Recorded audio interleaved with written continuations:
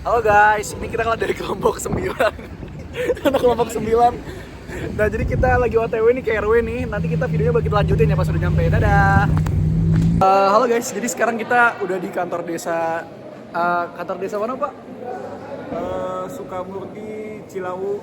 Oke, kita di Kantor desa nih. kantor desa Sukamurni Cilawu. Jadi ini ramai banget ya. Ini kita bakal ada acara tentang peringatan Hari Bumi penanam bibit pohon. Oke.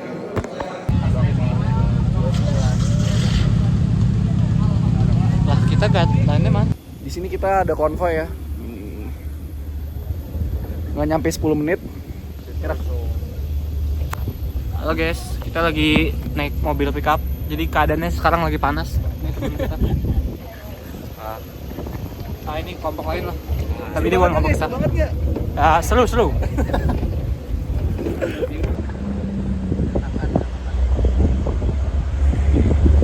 Oke, halo guys, sekarang kita ada di tempat produksi cuangki.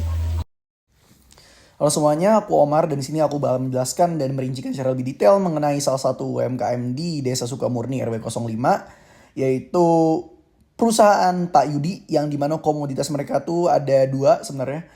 Ada cuangki dan juga ada tahu isi. Tapi tahu isi mereka ini sebenarnya agak beda ya, bukan kayak tahu isi pada umumnya. Mereka ini sebenarnya lebih ke tahu keripik yang buat cemilan.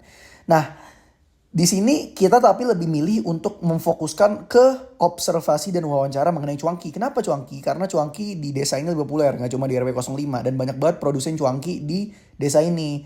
Dan itu cukup menarik. Kenapa? Karena udah sangat populer juga, nggak cuma di desa ini juga. Konsumen mereka tuh sudah luas banget lah.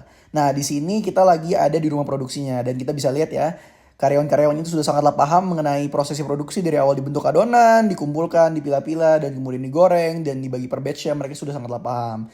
Nah, makanya dari itu kita langsung menyimpulkan bahwa kita nggak bisa ngebantu banyak lah kalau ini comes to produksi. Kenapa? Karena produksinya sudah sangat mumpuni, dan juga karyawannya sudah sangatlah paham apa yang mereka lakukan, dan produknya juga bagus, nggak pernah ada masalah terkait produk.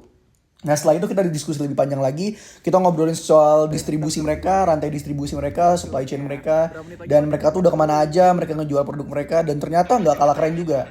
Mereka tuh udah jual bahkan sampai keluar Pulau Jawa, ke Sumatera ada, dan di seluruh penjuru Jawa mereka juga ada agen-agen mereka yang jualan. Bahkan di Jakarta Timur, ibu kota juga udah ada. Bahkan mereka udah bilang mereka tuh udah mulai ekspor walaupun di daerah Asia Tenggara, tapi itu sudah cukup keren ya, karena pasti logistiknya sangat dipikirkan kan, harus terorganisir, harus terstruktur dan jelas. Nah, setelah itu kita ngobrol lagi lebih lanjut dan ternyata walaupun mereka sudah baik secara internal, tapi ada beberapa faktor-faktor eksternal yang nggak bisa mereka kontrol, yang mereka agak kesulitan menghadapinya. Dan salah satunya itu adalah raw materials. Kenapa raw materials? Raw materials yang mereka dapatkan itu kan sebenarnya dari hasil-hasil warga lokal juga kan. Dan itu tuh tidak konsisten. Seperti contohnya ada ikan dan hasil-hasil lainnya. Itu kan gak konsisten dan gak bisa ditebak. Tergantung cuaca dan faktor-faktor yang gak bisa dikontrol.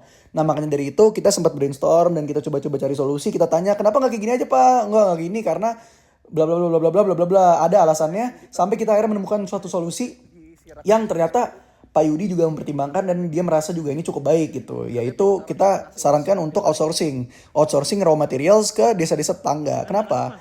Karena kenapa outsourcing?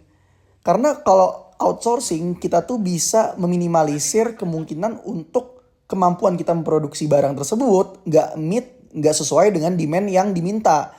Dan menurut saya ini juga suatu hal yang vital untuk dilakukan. Kenapa? Karena demand dari cuangki Pak Yudi ini sangatlah tinggi. Dan sangat disayangkan kalau misalnya nggak bisa meet demand-nya dan suatu saat nanti mungkin berpindah gitu. Berpindah ke produsen lain. Dan menurut saya dengan solusi ini kita tuh bisa membantu banyak desa secara sekaligus. Kenapa? Karena kita bisa menggunakan kepopuleran dari cuangki Pak Yudi ini untuk membantu perusahaannya sendiri, yaitu dengan nge-meet kebutuhan raw materials ya. Jadi raw materials itu cukup dan juga di sisi lain hasil-hasil dari desa-desa lain juga dibeli. Makanya dari itu kita saranin outsourcing. Dan itu diterima cukup baik untuk Pak Yudi, bagi Pak Yudi. Dan juga dia katanya mau nge-implement dan juga mencoba untuk menerapkan saran dari kita. Sekian.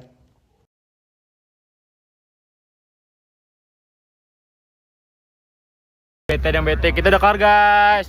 Yeay. Oke, bye.